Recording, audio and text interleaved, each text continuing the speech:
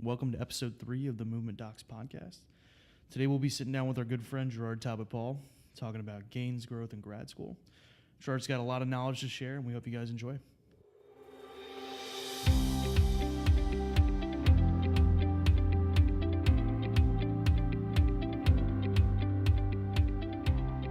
Welcome and thank you for joining us for episode 3 of the Movement Docs podcast, titled Gainz, Growth in Grad School. I'm Mike. And I'm Jake. And we're here today with one of our very close friends, Gerard Talbot-Paul.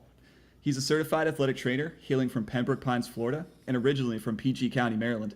He graduated this past May with a Master's of Science in Athletic Training from Shenandoah University. Currently, he's in the application process for PT school. Outside of being a nerd for his profession, he loves to play soccer and strength train. His family is from Trinidad, and he loves curry. Well, he looks like Steph Curry. He also loves oxtail, plantains, and pigeon peas. We're so happy to introduce the GOAT himself, weighing in at 140-ish pounds, Gerard Talbot-Paul. Let's go! What up? What's up? What's up, G? What's going on? How's the fam? How's mom's? Mom's is good, man. Send my love. I will. I sent it. We're so I think excited. she feels it. I think she feels it. This is about to be awesome. Oh my Yeah, I mean, it's not like we're professional at this whole podcast thing yet, so. You don't need to be professional, bro. It's the journey, baby. Getting better every day, am I right? Yeah. That's good. All right, Mike, let's kick this thing off. Yeah, what are we talking about Let's today, get Jake? Well, because Gerard has a very interesting background, being that he went to athletic training school with us, but he's on the pure AT side of things. He's lived that for a couple of years now, and he's transitioning into PT school. I think he has a little bit different perspective than two of us do. He's also had some different clinical experiences. He's gone to some cool places. And I kind of want to see his transition from school, how he dealt with grad school, maybe talk about, dealing with grades and studying, his study habits, how he fared when he came in versus how he fared when he came out. And then maybe talk a little bit about the profession, some certifications, and just kind of pick his brain overall. Yeah. Wow, pick my brain. I feel like a celebrity. You are a celebrity, Gerard. All 46 of our viewers are going to love you. Hey, we went from 2 to Shouts out to them. Hey, 2 to 46. That's pretty good. Hey, man, like what, 3 days? It's not bad. What up, SoundCloud? What up? All right, so G, let's start with kind of at the beginning of your grad school process. So when you went into Shenandoah, you were a 3 and 2 cohort. I don't really know if that's the right title, but you were a 3 and 2 student. So you did 3 years of undergrad, and then you went in to do 2 years of grad school, where your first year of grad school was your last year of undergrad. Yeah. Can you talk to us a little bit about that, how you chose that program, and kind of what that transition was like from undergrad to grad school? Yeah. So I actually didn't initially go to Shenandoah for the pre-admit, because my grades and coming out of high school were I had a 3.2, and I think you needed a 3.5 to get into the pre-admit. Okay. So my past in high school and stuff, I always liked challenges. If my math was too easy, I would try to get into the honors class or something like that, right? Mm-hmm. So I got to Shenandoah. One of my friends was pre-admit, and the class was kind of I was taking 12 credits or something, or 14 one semester. And I kind of want another challenge or whatever. And one of my friends was a pre-admit. He was doing he came in as pre-admit, so he was on the track of doing 3 and 2, right? So I asked my advisor, I was like, is there any way I can still do the pre-admit program? And she was like, yeah, you just have to get 90 credits by your junior year, which is that 3-year mark, right? So I was like, for sure, I'm trying to do that. But actually, in the process of thinking about doing the pre-admit stuff, I was thinking about doing the dual program as well. Oh, okay. But there were history of students who did the pre-admit for AT or PT, and then they played their sport as well. But if they really couldn't play their sport in the dual program. So I chose to do the AT because I still wanted to play soccer or whatever. So that's how I got into the pre-admit. It wasn't traditional applying from high school. I got in sophomore year, the past sophomore year, and then here I am now. Went to grad school and stuff. So yeah, finished 90 credits by the end of my junior year, and then started that summer at AT school. Gotcha. So what was that for you? What was that transition like, going from undergrad to grad school? Was it a big difference in like the rigor? Yeah, it was. So doing that decision of doing pre-admit, so probably my hardest semester in undergrad was taking a prerequisite at the same time as another class. So it was like I was taking AMP2 with exercise phys. I would say that was like the hardest part of undergrad, and plus like time management with soccer and all that. But then like in undergrad, like I would study maybe 2 days before, maybe a day before an exam, and then like that summer came and it was just like I had to balance soccer and like it was my last year, so preseason was coming up and I had to get good grades in order to play soccer. So it was like the chicken or the egg kind of situation. Uh-huh. So it was like, do I train to be like do well in preseason? Because like the season before that I did really well in my conditioning test, so I was also a captain as well. So like I had to be an example for my teammates. So that was pressure as well. So do I put all my efforts into training for a preseason, or do I put all my effort into like academics and try to and be able to play? You know what I'm saying? So like it was just double pressure. So I didn't do as well as I wanted to, like training wise. So I would maybe train like twice a week, conditioning wise, barely play soccer. Like most of the times I would go home and study. So we had class from like 8 to 4. Right? You come home, you decompose for like an hour, and like, do I go train? That's like a 2.5 hour endeavor, and then come home at like 8, and then still have to study for like 3 hours, and then go to sleep. Like I really loved my sleep because I thought it was important. Yeah. So I would have to be like, oh, I can't train now, so I had to go study. Like mind you, like that first summer was 10 weeks, right? You guys know I'm preaching to the choir, but put this in like perspective. So like it was 10 weeks, right? 15 credits, so 5 classes, right? It's like you're getting waterboarded, right? So like like someone's pouring, like using hose, pouring water in your mouth, right? But you can't spill any of the water out.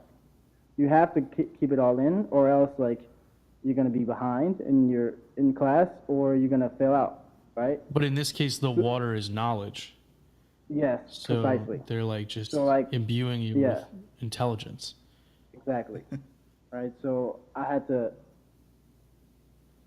swallow or like keep that water in the whole time and try to train at the same time.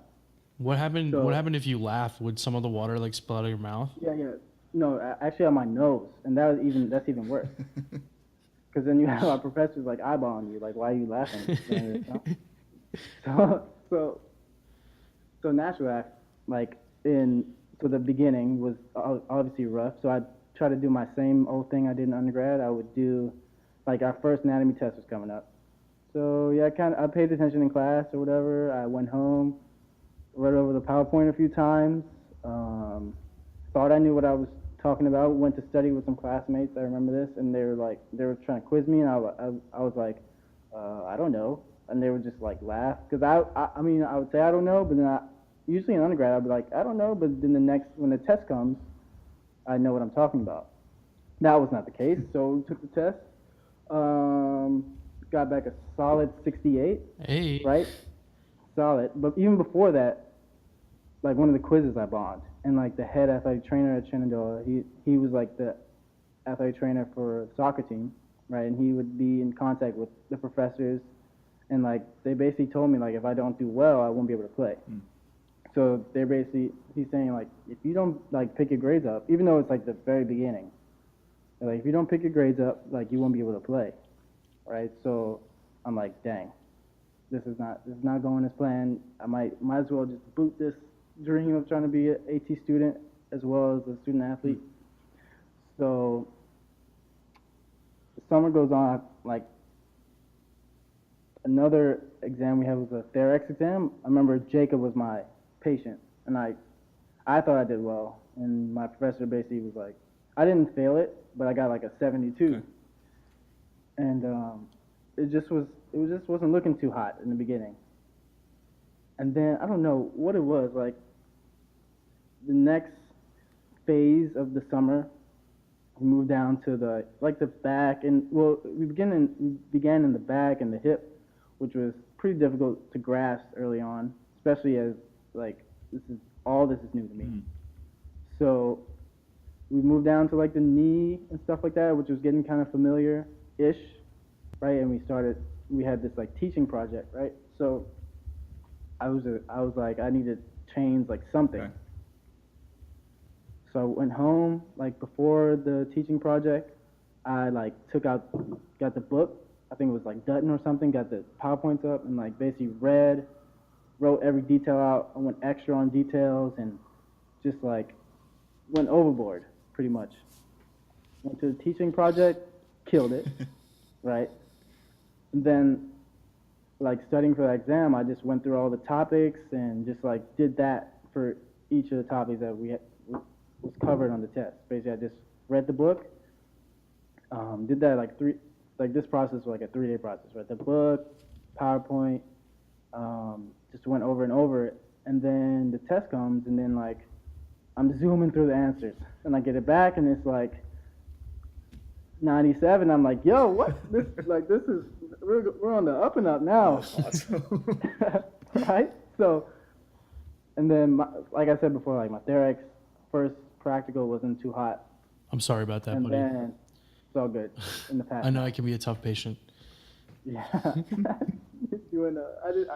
I remember like I didn't know another open chain exercise for the glutes.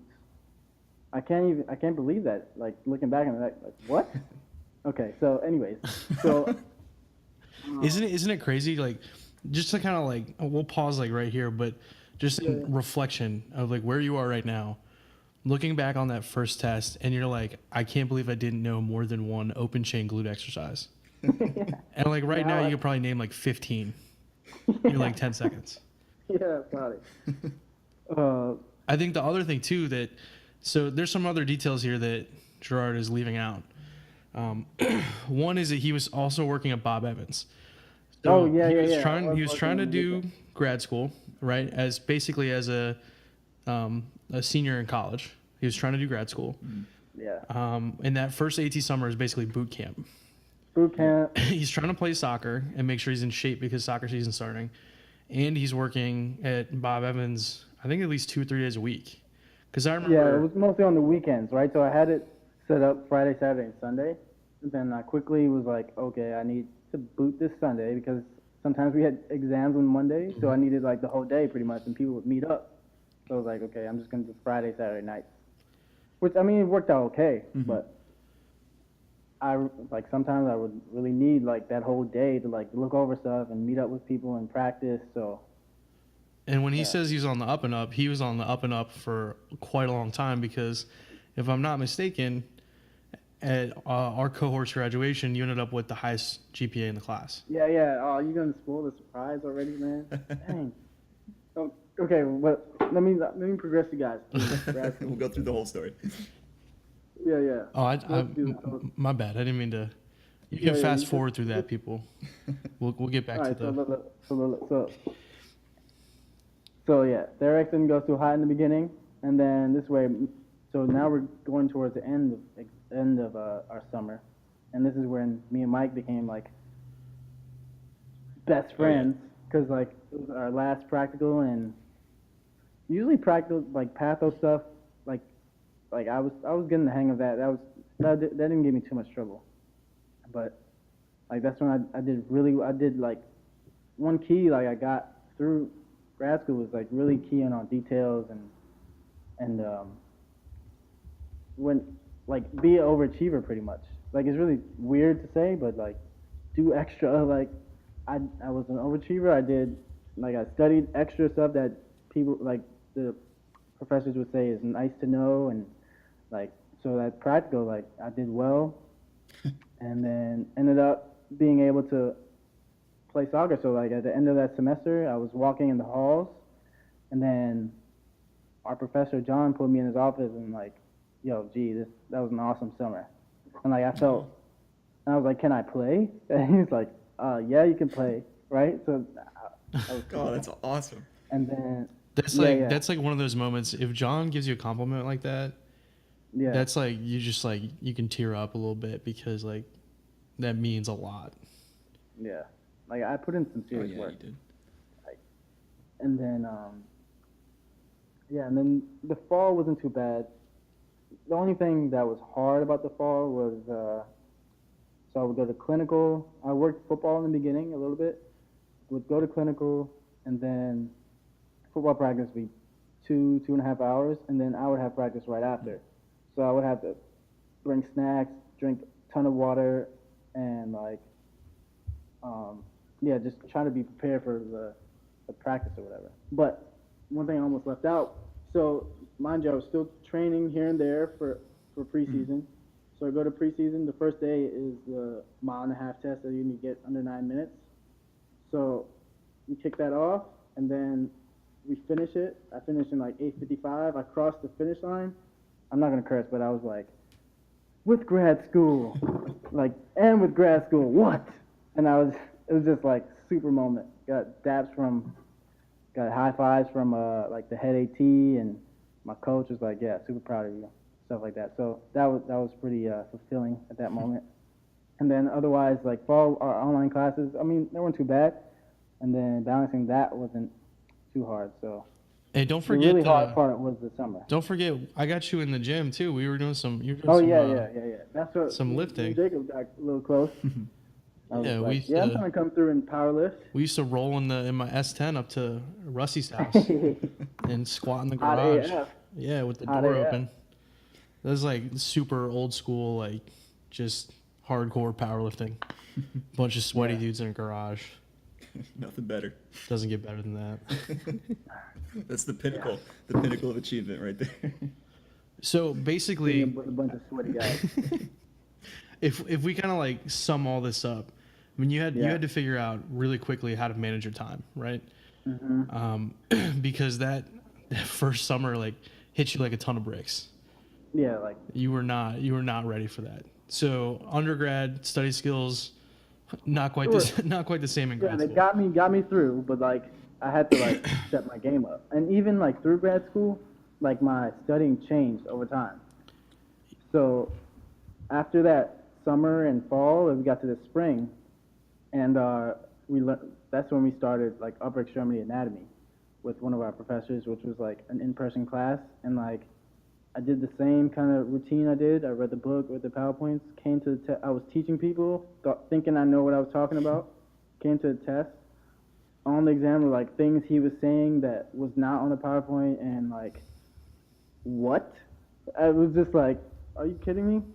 So that was like a super hard test. I didn't bomb in like the first anatomy exam, but then I started adapting like recording lectures if we're trying to give advice to like students and stuff.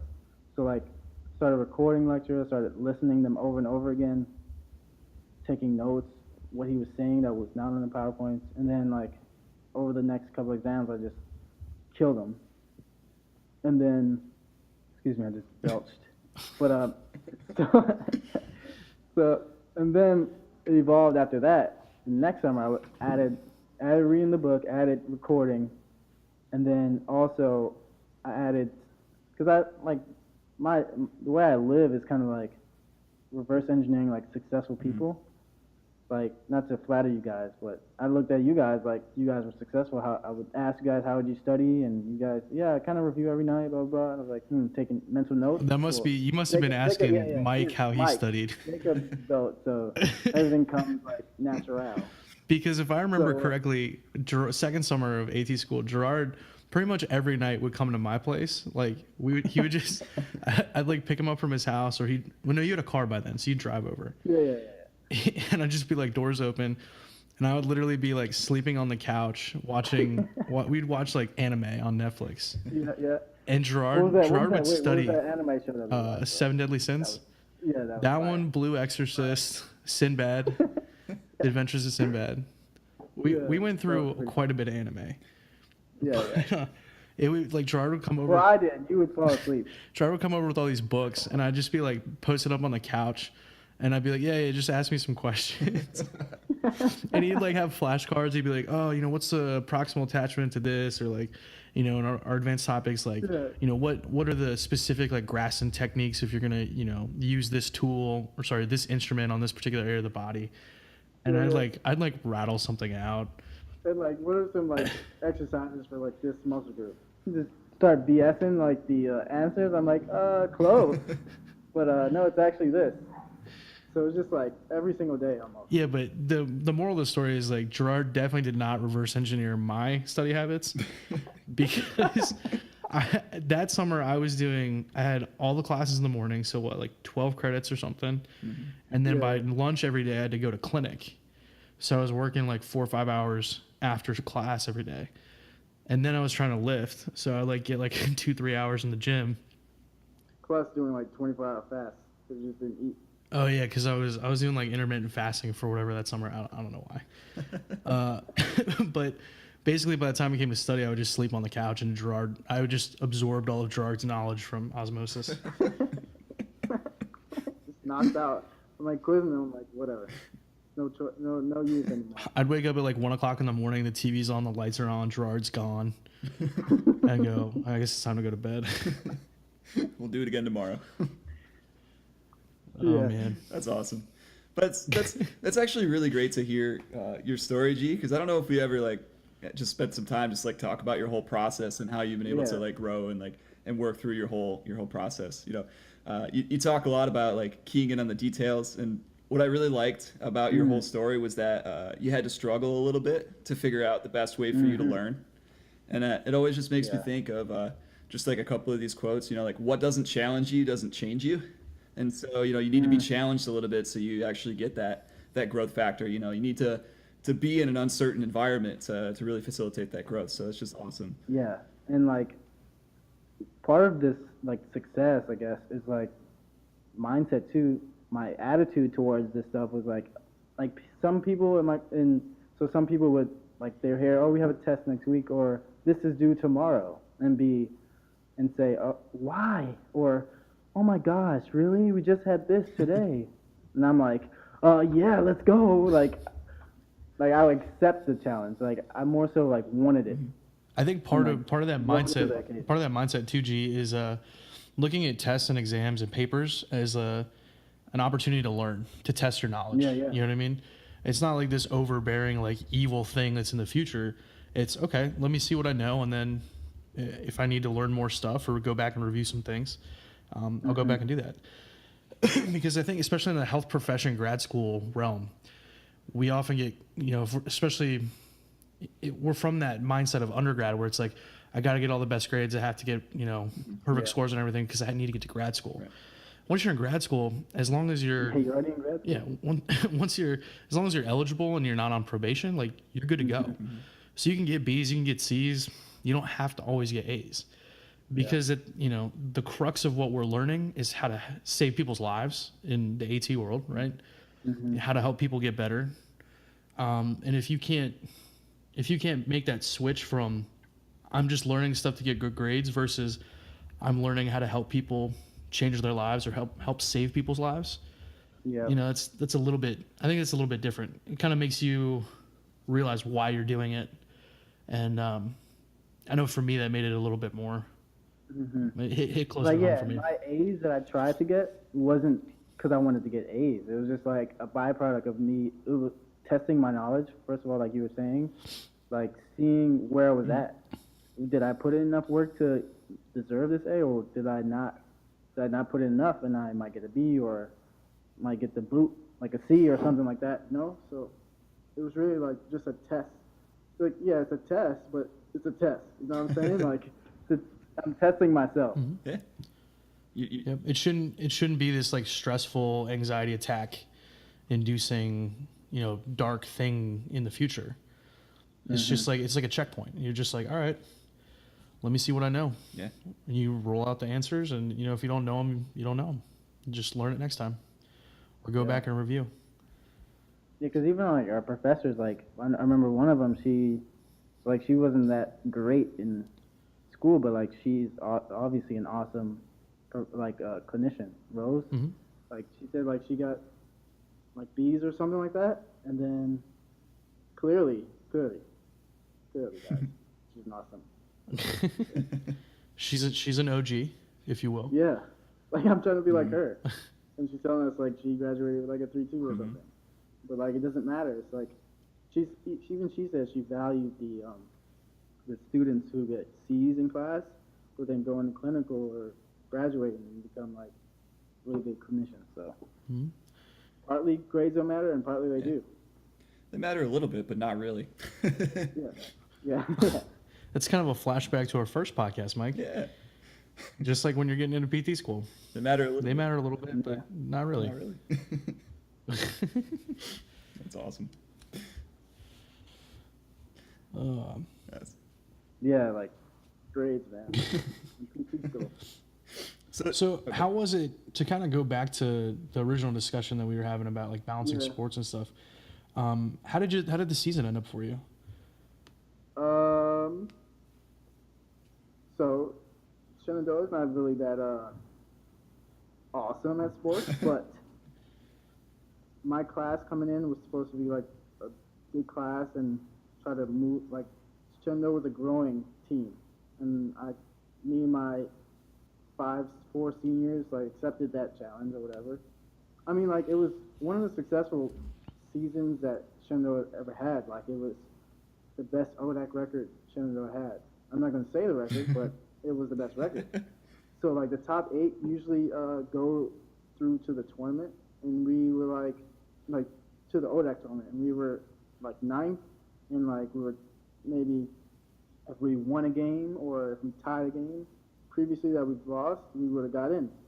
So it was like, I mean, yeah, it was successful in like relatively.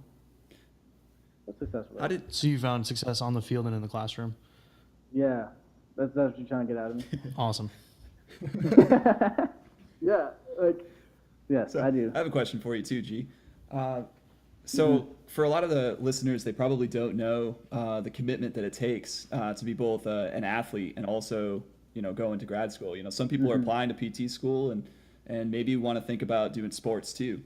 Can you speak a little bit about the level of commitment that's required? Like what did you have to go through for being an athlete as well as doing grad school? That's a good question, Mike. Well, so even before grad school, like I would train like over the summer. I remember my summer going into junior year was like my best preparation, and that season was like one of my best years. So like that summer, like I would train like twice a day. Twice a day. Excuse me. Okay. Twice a week would be awful. Yeah, like in the morning, do 2 days. So in the morning, and then at night I would train. And then I was on a summer team, so in the morning I would train sometimes.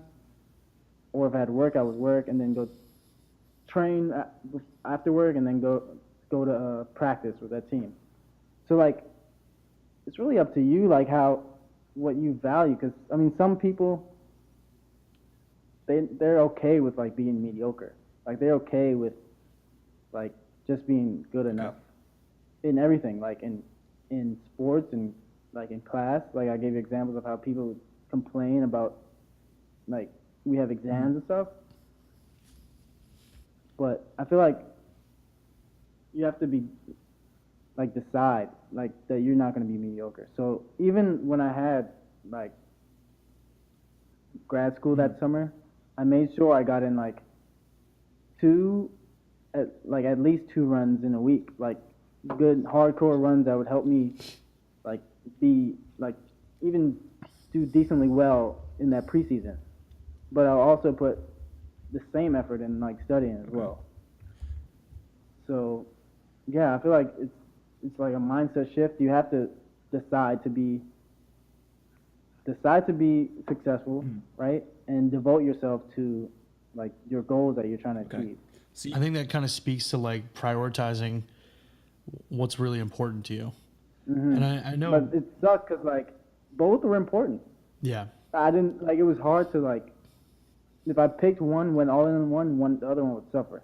Yeah. So I kind of got a little bit of both at the end. Like I passed or whatever clearly, and I passed 1 out of 3 of the fitness tests. I mean, I would like to pass like 2 at least, but I passed 1 and I passed grad school. So I kind of got a little bit of both.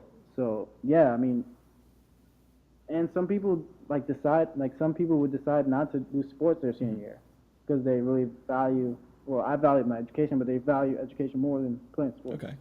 So it's really just trying to figure out what's important to you and making sure that you find the time for that. And I think that's something that, especially for the students that are listening out there, it's not like you can't do something that you love in your free time.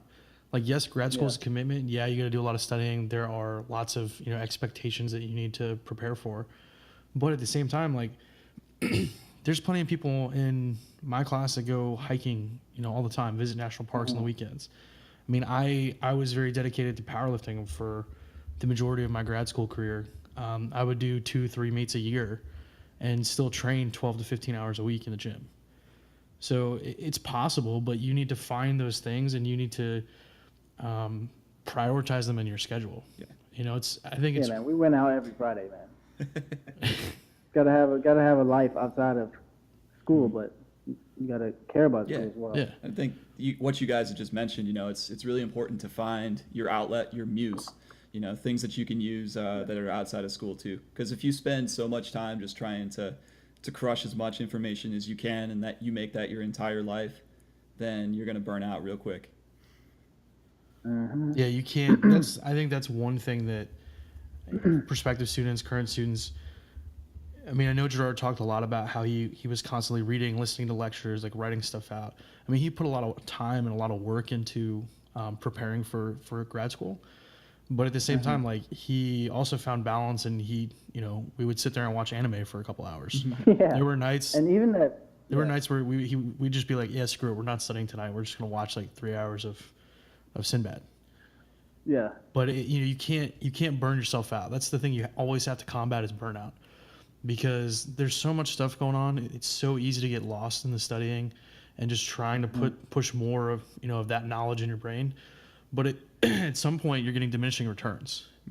You can't continually do it forever. You need to find that balance. Because I mean, even if we go back and kind of compare this to the world of strength training, right? I mean, I could go squat every day if I wanted to, and I'd probably get stronger. That was a thing one time. Yeah, I mean, I could Bulgarian method it. I could get stronger, but is it also maybe more optimal to squat maybe like twice a week and then let my body recover so that I can get that anabolic process going? Yeah, I mean, like even that first summer, like it's kind of like overall you should adopt like energy management. Even that first summer, like sometimes I remember one specific time I went home. It was like 9 o'clock, and I was like, screw studying. I'm super stressed. I'm going to sleep. Like some people would stay up to like 1, 2 o'clock in the morning studying, but like I was like, screw this. I'm going to sleep. And like I'd get up the next day and I'm super sharp, and it gave me more energy to put into like class time. And then that night I had more energy to put into studying time, or if I decided to train or something like that. So yeah, definitely energy management as well, and like finding your outlet, stuff like that. Yeah, I think when I mentioned me and Gerard's previous study sessions, that's the habit that I was employing right there, was energy conservation, energy management. I was sleeping so that I would be recharged the next day. Yeah. More focused on my Facebook in class and my iMessage. So sending cat gifs with lasers coming out of their eyes. Yeah, in retrospect, I was a really good bad student. I'm still a really good bad student because I still have 2 more programs to finish. Oh my gosh, Jake. But that's just part of my own energy management. But So everybody's different.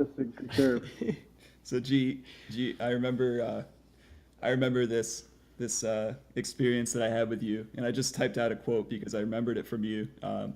It was a day. It was like coming back from a long day of PT classes. You know, we had like adult neuro lab and all this kind of stuff, and then came Yeah. to the athletic training clinic for football. And I remember you were in the clinic, and I remember looking at you, and I was like dead tired and really like stressed out. I had this like big exam the next day, and I think it was like histology or something, and me and histology just don't mix very well. And, Ew. yeah, and so I remember being like, I remember being really stressed out about it and being like, oh, I gotta learn all this stuff. And I remember you just looked at me and you like grabbed my shoulders and you're like, dude, you can't study when you're stressed out. And Yeah. Right. oh, it just hit me so hard, and it makes so much sense, but it's true, you know. It's Yeah, because even that first summer, there were students that would try to learn by saying, "Why can't I remember this? Why can't I remember this?" But every time I learned the best was like, say it was a Sunday morning, right? Didn't eat for a couple hours, nice little fasted steak going on, and I would open my book and just like breathe and like read it, and like repeat it a couple times, and like, oh, now this makes sense. No wonder I can't learn it after a full day of class, and I'm tired and trying to go to sleep. yeah.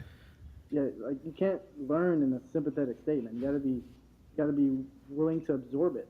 How are you supposed to absorb when you're in a fight or flight kind of state, you know? That's so true. Hey man, I've been I don't know how you do it. So I'm just talking about the bell curve here, not the I'm just saying, I had a sleep study on Monday night. Oh yeah, I saw the snap. Yeah. So that was like, Dude, after one night of like literally it was probably like 4 hours with the CPAP and like actually pumping some oxygen in my brain.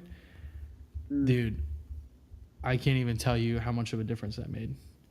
yeah. And I mean that probably goes back to why I was always passed out on the couch. But like it really, that I think that moment for me really hit home how important sleep is, and how you really need to decompress, and you need to have let your body recover. And so I feel you. I now understand what it's like to be Now you sharp feel and it. crisp and clear. I like that. That's great. So if we were to summarize those big key points from the things that we just talked about, you know, talked a lot about energy conservation, making sure that, you know, you're in it for the marathon, not the sprint. Work hard, play hard, you know, have that balance between the two. You can't study when you're stressed out, and make sure that you prioritize what's important to you, and utilize those time management skills. Yeah, don't give up on something if it's important to you or part of who you are. Just keep up with your hobbies. There's always going to be time for them, and I mean, realize that, you know, there are your hobbies, they're your interests, like they're always going to be there, but don't completely get rid of them. Make time, do what you enjoy, never lose sight of like who you are and what you like to do, because it's important. Yeah. It's really important to do those things. It's crucial. So G, why don't you tell us a little bit about what you're doing now? For sure. So my path was a little different than my classmates. My classmates, they went on and got internships, got full-time jobs pretty much. I decided to go home and take prerequisites, try to apply to PT school. And right now, I finished like 3, I did physics 1 and Chem 2 this past summer. Right now I'm in physics 2 and what's it called? Developmental psych right now. In June I started volunteering at a PT clinic. So I was getting my PT hours as well. I was doing some rehab stuff too, so I was kind of volunteering as a ATC as well. So I wasn't completely out of the loop. So got my ATC juices off, and plus at the same time getting like volunteer hours for PT school. I'm also, money was running kind of short, paying for gas back and forth. I'm staying at home, so that expense is those expenses are low. So like I had to pay for gas and stuff. So I started working as a personal trainer part-time, like five times a week, Tuesday, Thursdays, sometimes Fridays, and Okay. the weekend. Also started like a month ago, volunteering with Miami FC, which is a second division professional soccer team down here as ATC, Nice. Awesome. and That's pretty sweet, dude. yeah. So I tried to volunteer with them in the beginning, like as soon as I hit them up Mhm. in May, but I didn't really get a response back that much, and then I kind of got a response back when I got to Florida, and like the way my schedule worked out, I had to my classes were in the morning and they train in the morning, so I couldn't really do that. And he was like, okay, well you can volunteer in the clinic. That kind of worked out good, right? So I need to get my hours for PT school, and then my hours were pretty much finished up, and I reached back out to the head AT, and I was like, can I still come? Do you remember me and stuff like that? And he was like, for sure, yeah. And so so I'm doing that, personal training. I go to the clinic like twice a week to get my rehab fix going, and the classes pretty much. Oh, that's what I'm awesome. doing. So, Still got a pretty busy Yeah. schedule. Yeah, got to keep busy, man. Like for a while, I was just like chilling in the house doing nothing. I was like, I have to do something with my time. Yeah, I find that So I started packing my schedule. I find that the busier I am, the more I get accomplished.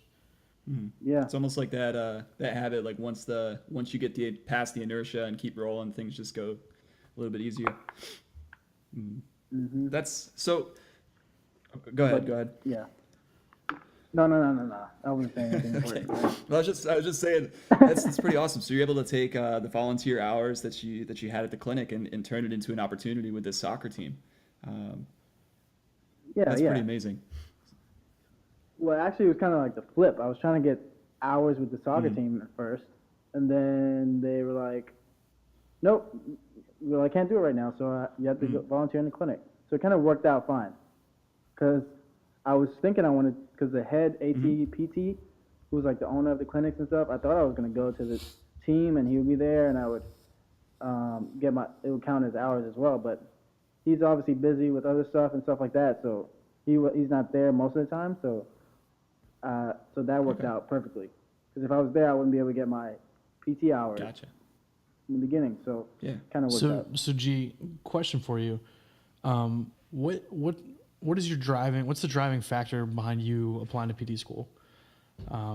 Did you always want to go into, I mean, I know you said initially you had thought about doing the dual AT-PT. Yeah. But after going through AT school, why did you want to immediately go into PT school? Well, I mean, I have a few reasons, multiple reasons of why I'm trying to like go through it. But like, let me give you like the fancy story behind it. So in high school, I used to watch these videos on YouTube of these physios doing rehab with soccer teams, and I always wanted to be a physio, right? So I saw my athletic trainer, and I assumed she was a physio. So I was like, okay, I'm doing athletic training.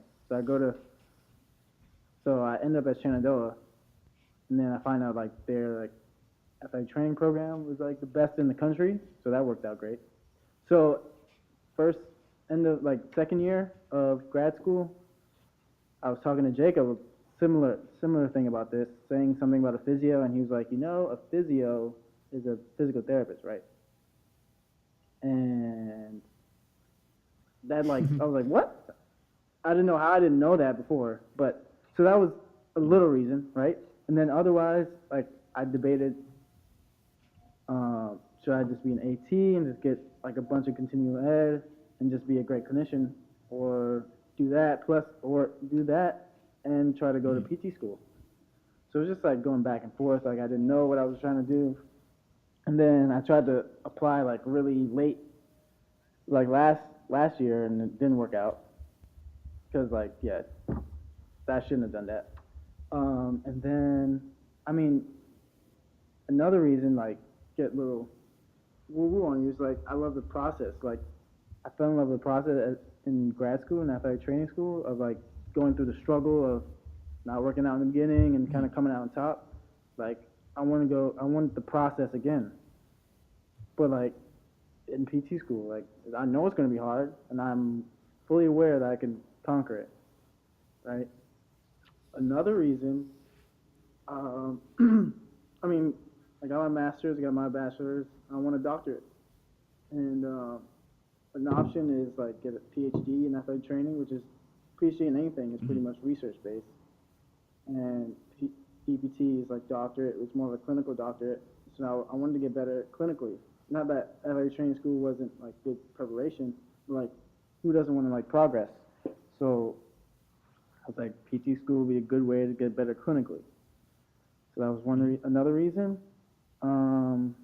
Yeah, I mean, also like pride-wise, like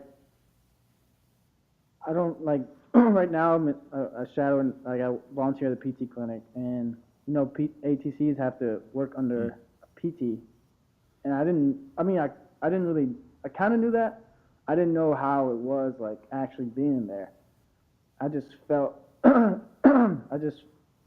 like lesser than, almost, right? Like I feel like I need the DPT, AT to be more credible and people to listen to me. Like I wouldn't mind working in a PT clinic if it was with you guys and like people who are like-minded, because there'd be more bouncing ideas off each other rather than, you do this, right? And I think part of that. But like I'm not saying that clinic was doing that. I'm just like that's the energy I kind of felt, and like after like ATs doesn't really get that much love sometimes, and I kind of want to do both, and I thought being both would be making more marketable and stuff like that. So yeah, Okay. Sort of going back and forth in my mind, but I'm already committed. So Couple things based on what you said, G. One, you're welcome for me getting you into PT school. Because apparently, I think if you trace all that back, it's really that conversation where I told you that physio is a physical therapist. So just want to say you're welcome. Second, the point about the ATCs that you just made, that's actually one thing that really bothers me a lot. And I think it comes from just a misunderstanding of what the scope of practice is with an athletic trainer. Mm-hmm. Because, like, I mean, like you said, me and Mike know you. We know you're very capable of making like doing an orthopedic evaluation and treating pretty much anything you see sports wise. Mm-hmm. But it just really irks me when you go into just a run of the mill ortho PT clinic, and instead of PTAs they've got ATCs, or instead of techs they've got ATCs, and they basically just use ATCs to do like exercises that they've prescribed. And so you've taken like all the autonomy away from the AT, who is a allied health professional that is more than capable of doing pretty much everything that you would do as a physical therapist, with the exception of maybe like dealing with some special populations, like like neuro, some pediatric stuff. Completely get that. But I think it kind of lets you know that there's still so much more that needs to be done education wise. For different professions to be able to work with each other more effectively, and I mean that goes across the board for everybody. But I also don't want like any AT students out there who are listening to this to think like, oh my God, I can't do anything with an AT degree. Yeah. Because in my opinion, probably one of the best preceptors I've ever had is a guy named Tyler Wilkins down at Exos in Pensacola, and he is just an AT. But I'm not saying that like in a derogatory manner. Like his credentials, like he's just an athletic trainer. He doesn't have a physical therapy degree. But he is by far one of the most brilliant people I have met in my entire life when it comes to rehab. Mm-hmm. I mean, that man like comes up with exercises just completely.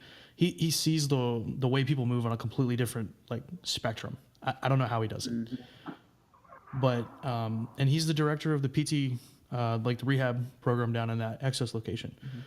So, I mean, you can be very successful and you can be in positions where you're higher than physical therapists and oftentimes more capable of rehab than a physical therapist. Mm-hmm. But it all comes down to your individual effort, your individual education, and how you, approach what you want to do with your degree and your profession. Yeah, totally. And, just to kind of echo those statements, like I agree wholeheartedly with what both of you are saying. We need to be able to collaborate between health professions, and at the end of the day, it's not about the credentials so much as it is the patient that's in front of you. You know, we talk all this about making a patient-centered approach and finding ways to collaborate and what works best for the patient.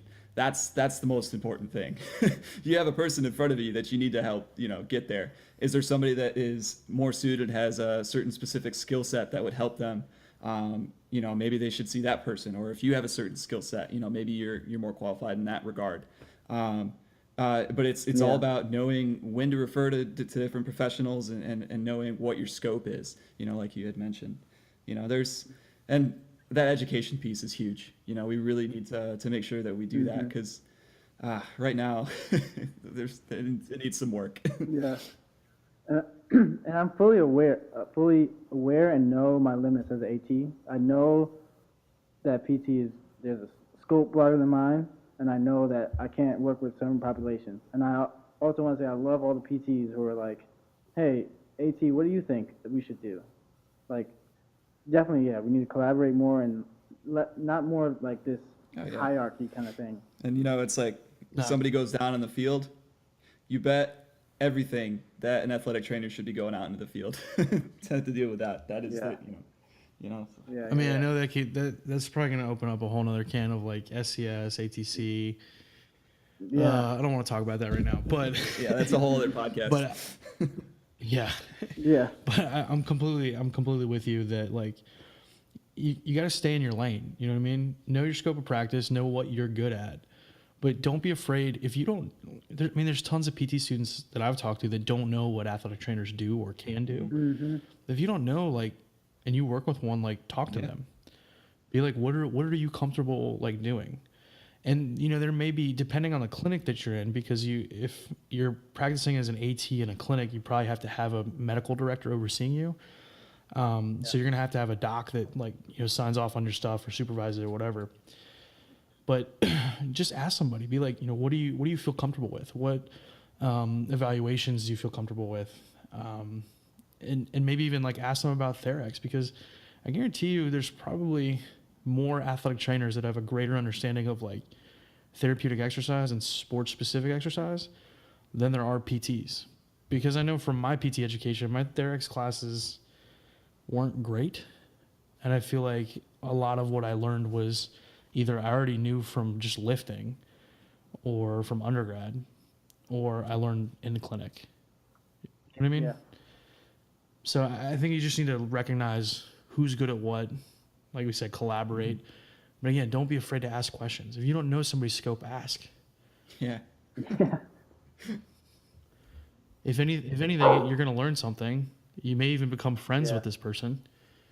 But that's just that exchange of information and communicating with someone. It's only going to make you better. Yeah. No, that's great. And that goes for PTAs, that goes for exercise techs, that goes for respiratory therapists, that goes for nurses, CNAs, you know, MDs, chiros, DOs, dude, anybody that you don't understand their scope or their approach, like ask about it, because it's only going to make you better. Exactly. That's good. For sure, 100%. So, G, what did you learn, just to switch gears a little bit, what did you learn most about yourself in grad school? Yeah, most about yourself. You could, one word, yeah. Or not one word, but just like, what did you learn most about yourself? Yeah. Yeah, that's. I was kind of thinking about this. It's pretty interesting. I learned. Actually, I'm gonna give you a couple of sentences, but I learned. Academic-wise, I learned how to study efficiently. Okay. I also learned like my weaknesses as well, and to not forget about my weaknesses. So yeah, that's what I learned.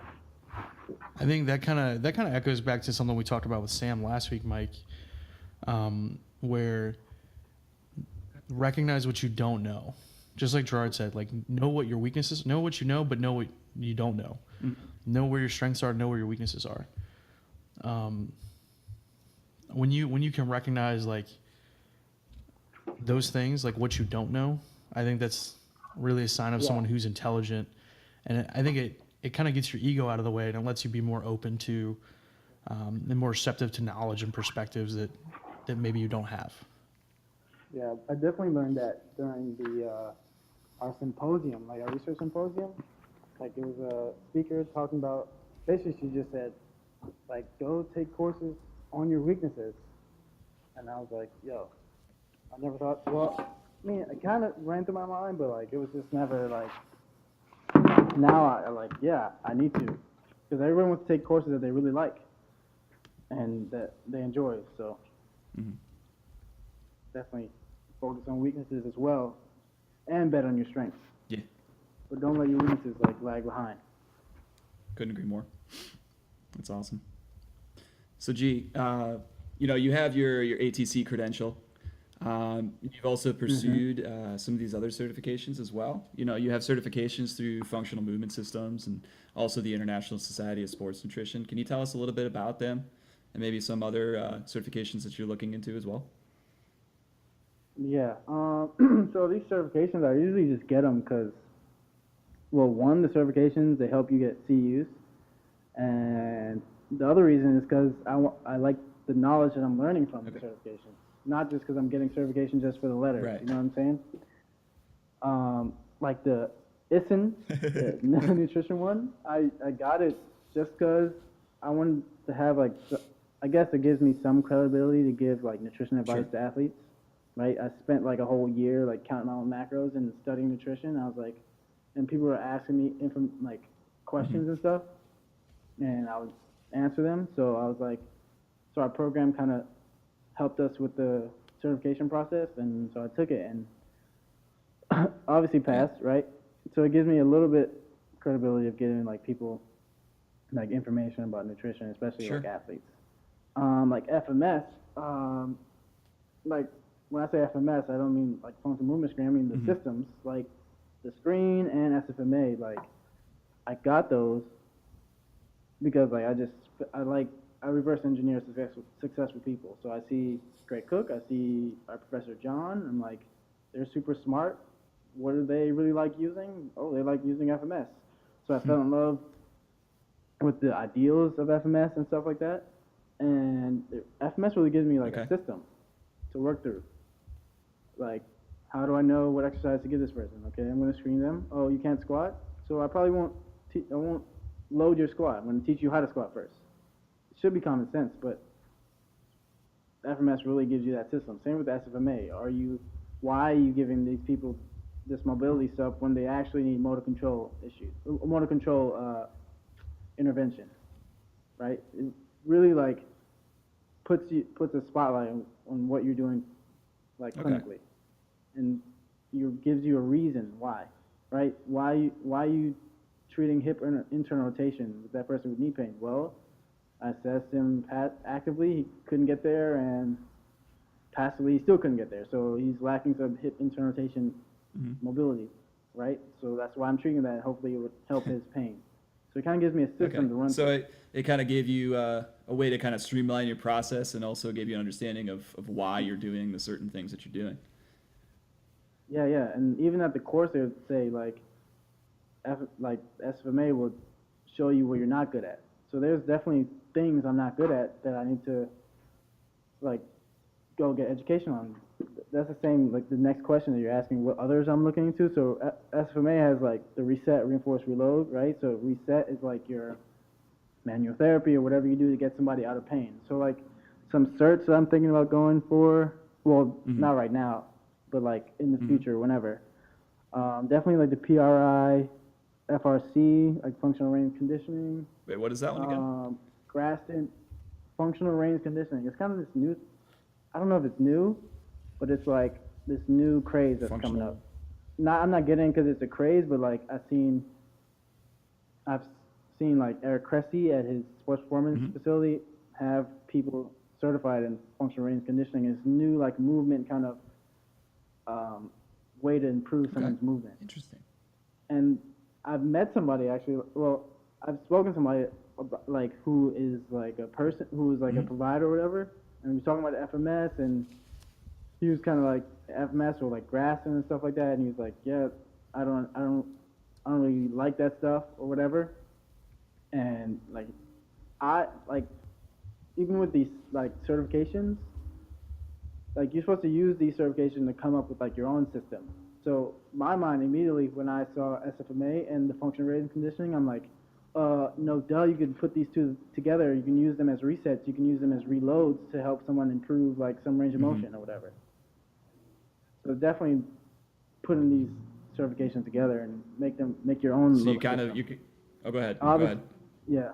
No, I was going to list off some others, but I was just saying you're taking, some of these skills that you're acquiring in these different skill sets and being able to apply them in different ways to make it successful for your patient. That's awesome. Mm-hmm. I think one thing to keep in mind too, for like students that are listening or even clinicians, I mean, it's great to always like continually expand everything and kind of like what G was saying, pull from different things, try and bring things together, because no one system is perfect. I mean, we're all going to have our biases and want systems or algorithms or whatever that work well for us. I know me, Gerard, and Mike too probably are all very much like FMS biased because that's what we've kind of come up learning and that's what we use a lot. But I mean, those just recognize that those systems aren't perfect. And so being able to expand that foundation that you have, that knowledge base, and being able to pull from some of these different things, even if you don't really agree with a lot of this stuff. I've heard a lot of people that don't really like PRI, but maybe when you take that course, like you'll see it from a different perspective. Maybe there's some things that you can use or that I can learn from you, and maybe that'll interest me in taking the course. Yeah. So just always have an open mind, but always be skeptical too.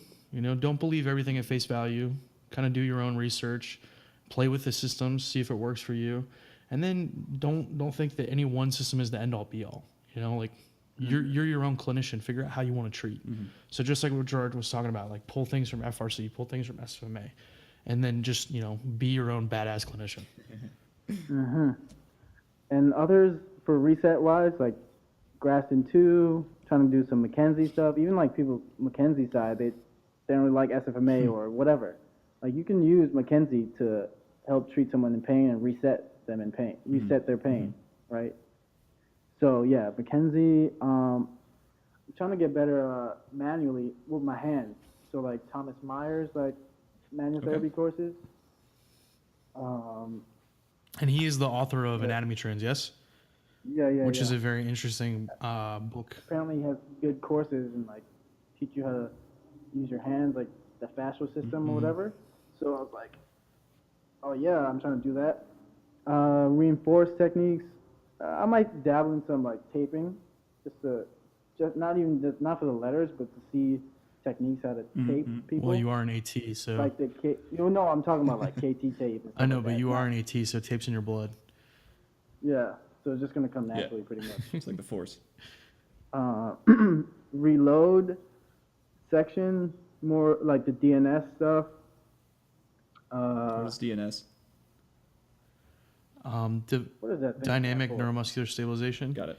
It's Mike, you remember some of those? It's basically based on those posture training, developmental postures that children have as they're growing up. So like if you remember your Pete's class, like babies sit at like I don't know 6 months or whatever. I think I blacked out there's that like whole semester. certain postures based on.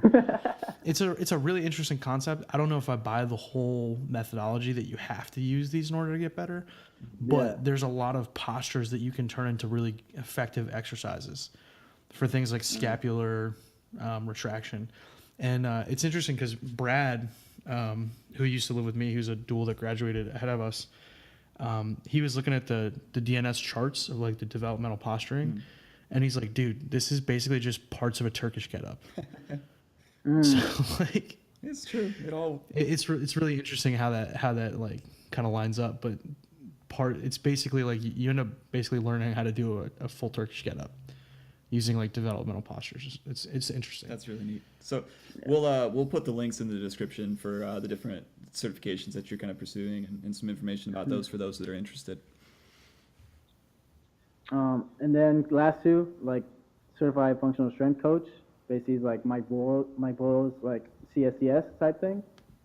So that's super dope. It's like I think it's 2 days, and they have like a pre-exam that you have to pass before you go in, and then they have the education part, and then you have to pass like a practical portion. Like you have to coach someone through it, and you have to like perform these exercises. which is Because not a lot super of dope. courses And do then- that, you know. So the fact that you have a Yeah. practical component with somebody, you know, critiquing you on that side of things is pretty clutch.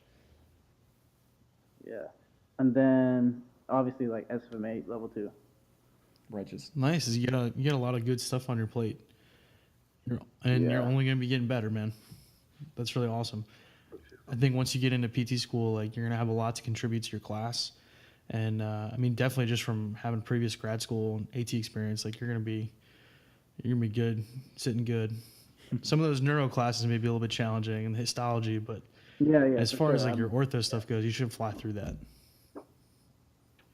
So I think, Mike, I think we're getting to that time of the podcast Yeah. where we ask our question. So I'm going to give you the honors today. All right. So Wait, can I drop a random Yeah. jewel? Yellow. Did you guys know that the diaphragm helps with lymphatic drainage? Just let you know that. Let's keep going. diaphragm. Yeah, man, I'm telling you, I watched this PT do lymphatic drainage, Uh-huh. like massage, and the first thing she taught the patient was diaphragmatic breathing, and she's like, I guess one of the main parts of the lymph node system is near the diaphragm. I mean, and breathing helps pumping, and like, I was like, what? I can buy that. There's a lot of like centrally located nodes, and I'll buy the argument that like increasing thoracic pressure and whatnot will help increase venous return. Yeah. I can. But yeah. I'll buy that. I'll buy that. That was the sound of my mind exploding, by the way. But yes, G, we have a question for you. It's a question that we ask at the end of every podcast that we do. So you know, at the Movement Docs, you know, we always believe in always moving forward, right? In all that you do, you know, based on all of your previous experiences in knowledge, in life, in love, the pursuit of happiness. What is one piece of advice that you would give to anyone listening to this show to help them be the best version of themselves? Well, it's something recently that I've been adopting, right? I have it on like the back of my screensaver. It's called I learned it from this guy Gary Vaynerchuk, who's this entrepreneur, right? And he says this a lot. Is macro patience, micro speed, Okay. right? So let's start with micro speed. So for example, I'll use Mike as an example, how he would adopt micro speed to his life. So Mike goes to class 8 to 4, right? So say Mike's dream is to own his own clinic that has strength and conditioning in it. Also wants to be an AT as well and a PT.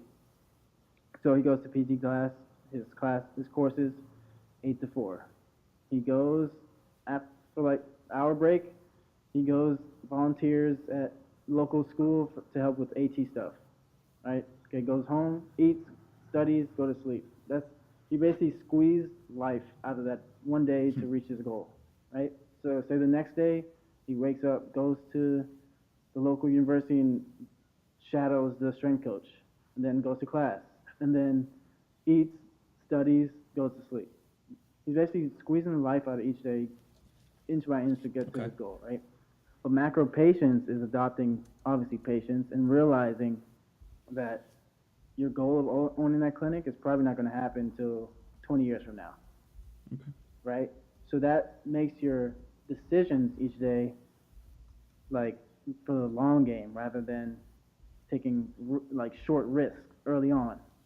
Realize these little 1% percentages is going to help you like reach your goal in the long term. That's awesome. So instead of rushing and I need to do this, I need this, you just take each day by day and try to milk as much out of that day as you can. So that's micro speed, and macro patience is the overall theme. Is kind of like you're a rabbit in a tortoise costume. You're going super fast, but you're a turtle still. It's like sprinting a marathon. People say don't sprint your marathon, but you're sprinting your marathon right here. You realize your marathon is not finished in 20 miles, but you're sprinting each mile like you're finishing that marathon. Oh, that's awesome. So it really speaks to, you know, that compounding idea where, you know, you fit as much as you can into every day, and that leads you towards your ultimate goal down the road. That's great. But the most important is the patience part. But both is pretty much important. Because if you're not doing your speed part, I mean, like you're not really matching your ambitions to what you're talking about. You know, G, that kind of reminds me of a quote by the famous bodybuilder and philosopher Ronnie Coleman, and that goes, "Everybody wants to be a bodybuilder, but nobody wants to lift no heavy ass weight." And I think just like what you're talking about, it's a long game. I mean, you gotta, like what you were talking about before, how you kind of approach life. You gotta reverse engineer what you want, right? Mm-hmm. So if you have your goal, you got to figure out, what steps do I need to get there? And then it's what do I need to get to those steps to get there? And then you got to squeeze everything you can out of that day and try to structure it so that every day you're doing something that's getting you toward that goal. That's kind of like how talk about reverse engineering. That's another reason why I'm like pursuing like PT as well. Like some of the most successful people I look up to are PTs, strength coaches, and also athletic trainers. So I'm like, okay, how did I get there? Well, obviously they had to go through athletic training education, they had to go through PT education, they had some strength coach education, and then whatever else their extracurricular education was. So map that in my life and try to tackle as much as I can. Try to get there. That's awesome, G.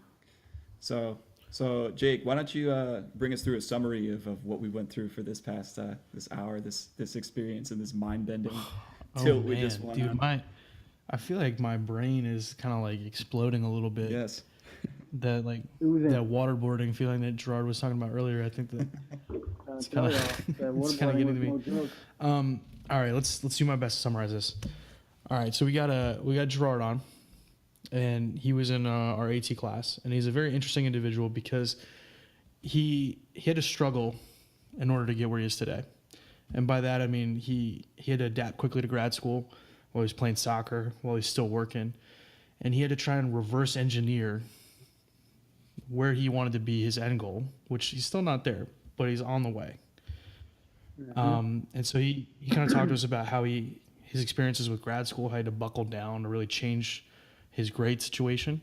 Went from being a very poor student initially to having the highest grade in his cohort, and winning an award at graduation, which is pretty awesome. Then we talked a little bit about his motivations getting into PT school, how PT and AT schools may be a little bit different. What he's doing now to again reverse engineer his goal, and then create those little steps to get where he wants to be.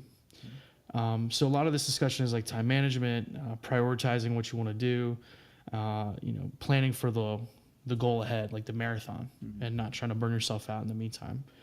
And then we talked a little bit about, we had a brief discussion about AT utilization in clinics and how we need to collaborate a little bit better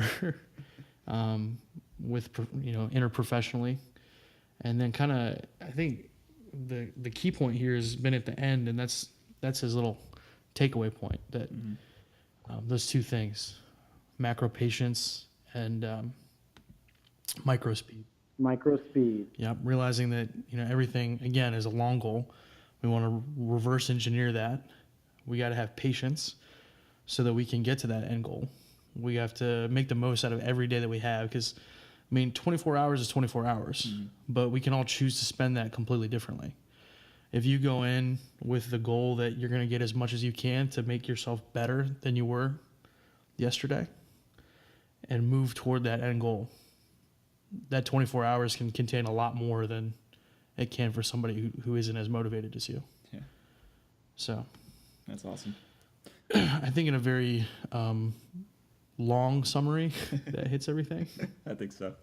Yeah, I think we're just running up to the end of our podcast here. So, Gerard, we really appreciate you taking the time and talking to us today.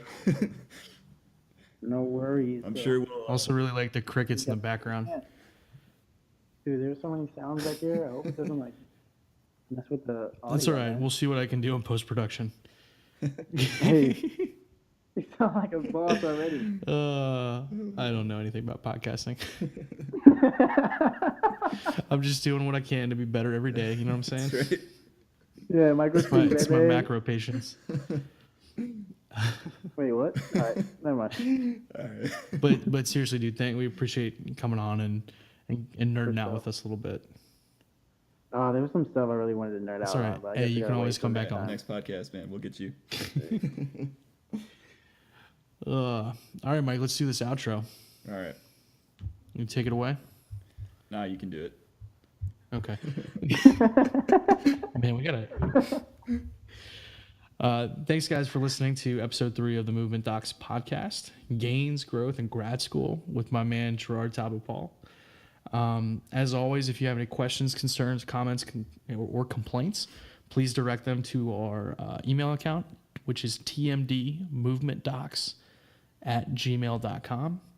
And Mike, I just got the email, but we are also, as of 20 minutes ago, now live on the iTunes store. Awesome. So feel free to subscribe to our podcast Official. because we're gonna keep cranking them out every week.